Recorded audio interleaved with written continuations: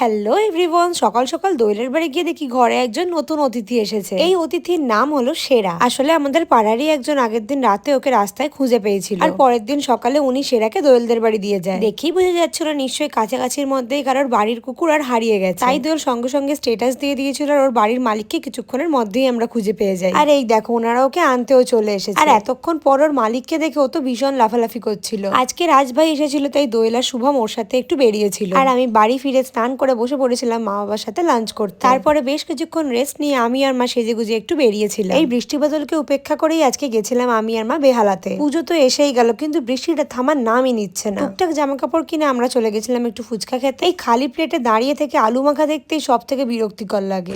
যাই হোক, ফাইনালি ফুচকাটা প্লেটে এলো। পেটটাকে হালকা শান্ত করে আবার চলে গেছিলাম কেনাকাটি করতে। দু একটা জামা কিনে তারপরে চলে গেছিলাম ধোসা খেতে। বেহালাবাসীদের কাছে এই ধোসার দোকানটা নিশ্চয়ই নতুন নয়। দিনটা রোববার হওয়া সত্ত্বেও আজকে দোকানটা এত ফাঁকা, এটা দেখেই আমি অবাক হয়ে গেছিলাম। ফার্স্টেই এক প্লেট দই বড়া নিয়েছিলাম, আর আমার মায়ের রিয়াকশন দেখে বুঝতেই পারছো দই বড়াটা মায়ের কতটা ফেভারিট। তারপরে একটা পেপার ধোসা খেয়ে আমরা বাড়ি চলে এলাম। Bye bye.